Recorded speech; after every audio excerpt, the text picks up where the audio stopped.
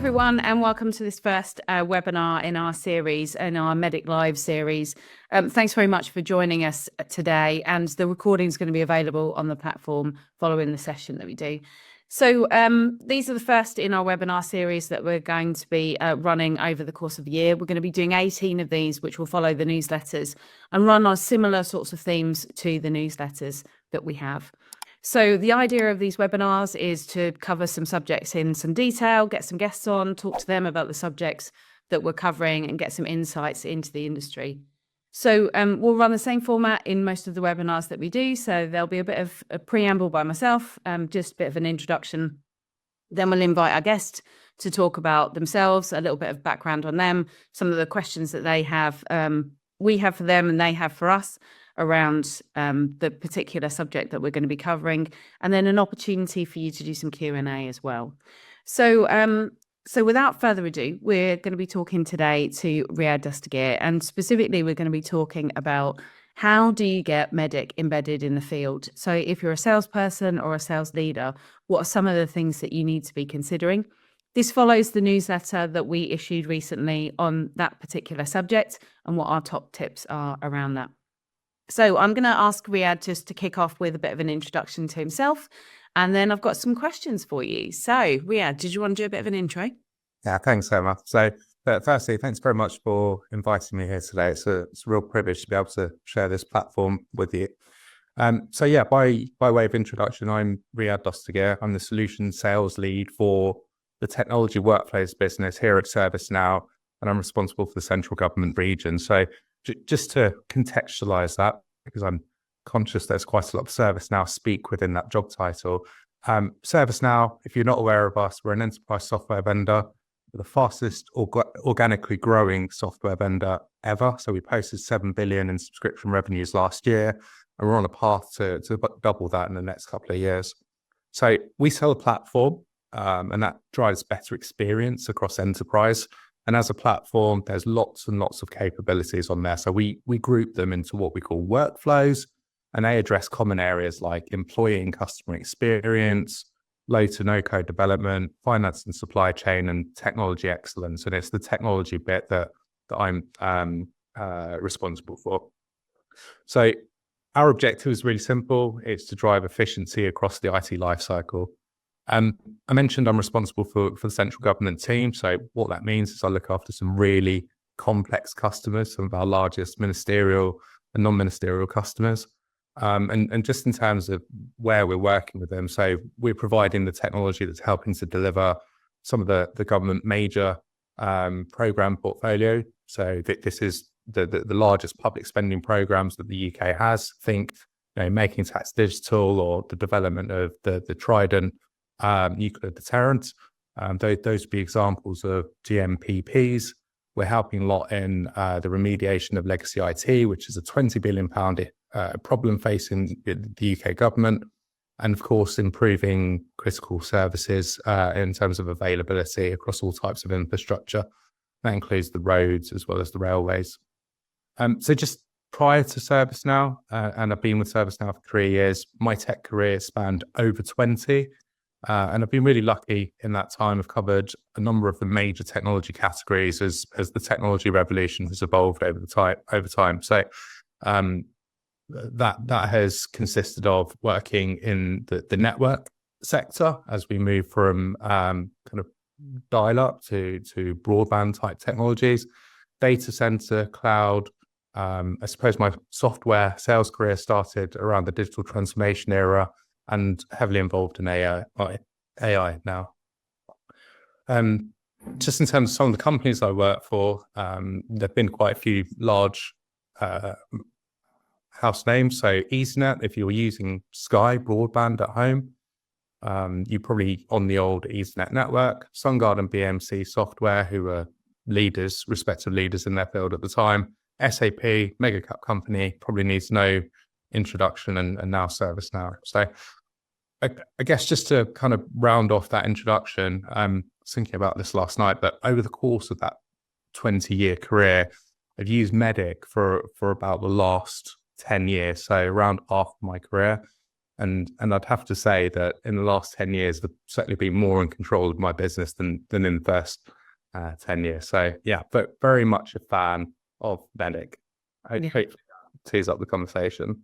No, that's great. Thanks very much for that introduction. Yeah, it's interesting because we usually say to all of the delegates that we're working with and people that we're coaching is the thing about qualification techniques is it's about revenue with control. We all think that we're responsible for revenue in sales, but without the control, our companies can't forecast accurately and we can't control our share prices or investment that we're getting. So absolutely, it's about the control elements. That's great. Okay.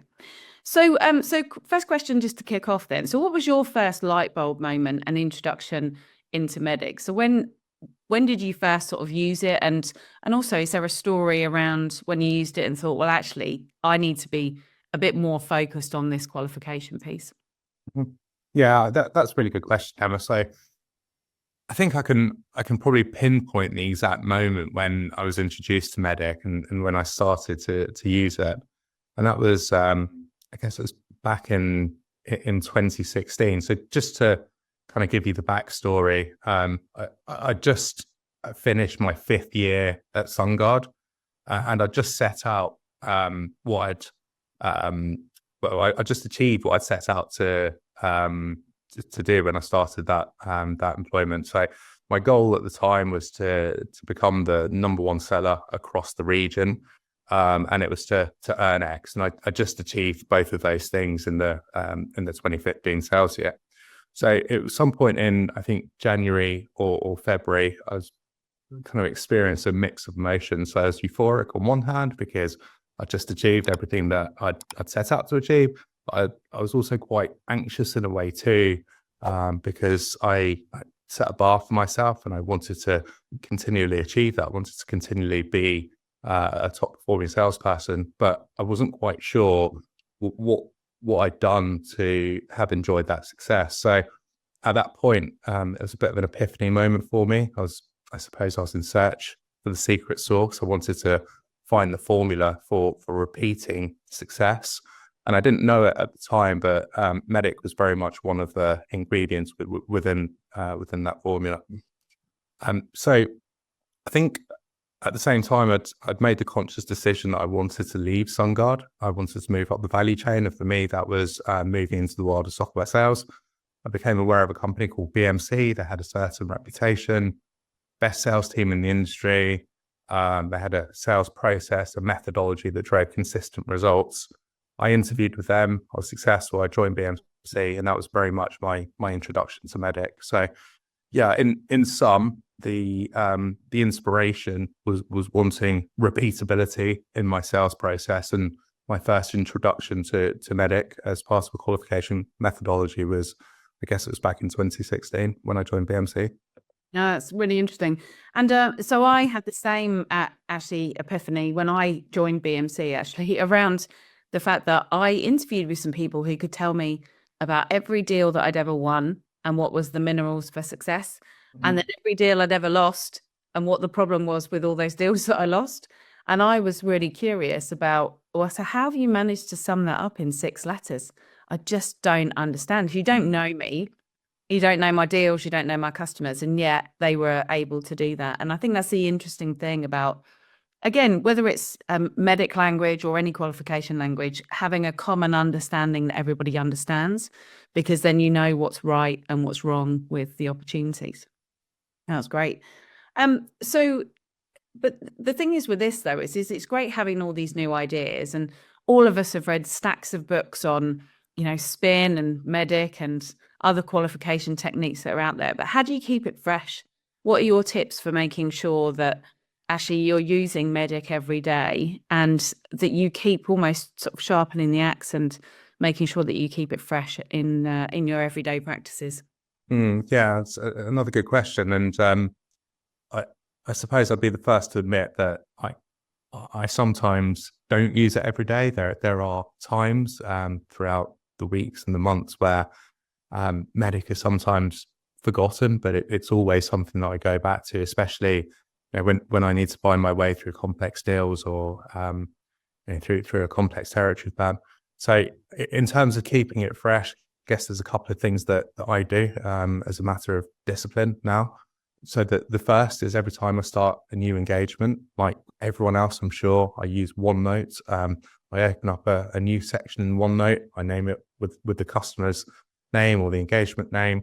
And then the first tab within that OneNote folder is always, it's always like a deal sheet. So I use a very basic MEDDIC structure to organize the way that I take my notes and structure my notes against the MEDDIC criteria.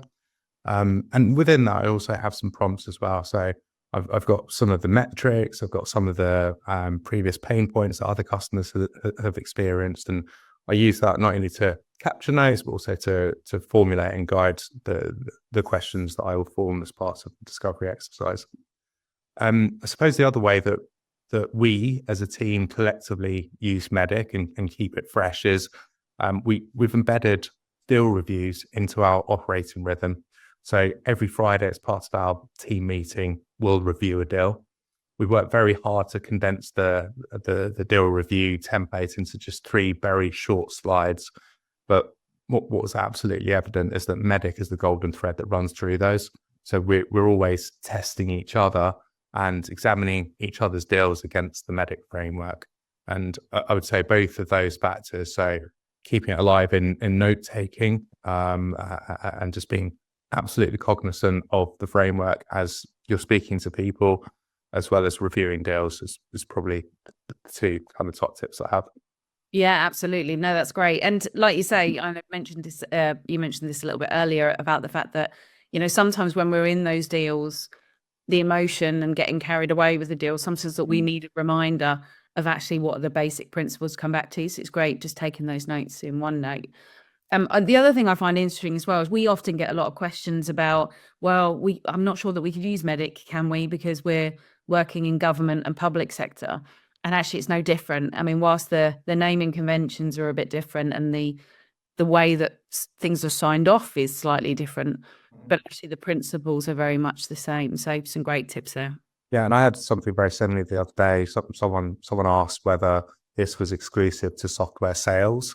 And it's absolutely not. So in my introduction, I said, I've used it for the last 10 years, and that's roughly in line with my software sales career. But actually, had I applied MEDDIC to my network, data center, private cloud part of my career, I think the success that I would have had would have been much better. So it's not exclusive to one industry type or one customer subsector. Yeah, absolutely. So I often talk with a few people about every house sale that I've ever made. It's really good to be really focused on the decision process, because what are your solicitors doing at each point in time? And the other one that I heard somebody say the other day, which was about getting planning permission. So who are the people that are involved in the planning applications, and who are the influencers, and ultimately who's going to make the decision? And just actually applying the principles, just really key to sort of everyday life as well. Okay, great. So we talked about the plus side. What about the challenges of implementing MEDDIC and keeping that fresh? Any thoughts there? Yeah, sure. So I think I've only worked for 2 companies that have been fully aligned to MEDDIC in the purest form. Currently working for a company who has a very well funded and a very well intentioned global enablement team, and they devised their own qualification methodology, which by and large is it's pretty good, but it's not MEDDIC. So I guess one of the first challenges is, as a MEDDIC practitioner, as a purist, I'm using MEDDIC as a framework, but then having to translate that into the company's qualification methodology as part of our sales hygiene, as part of all the updates that we need to provide. So that it's not a massive challenge, but there's a bit of an overhead in that. And then I guess the other one is, we are a very matrixed organization.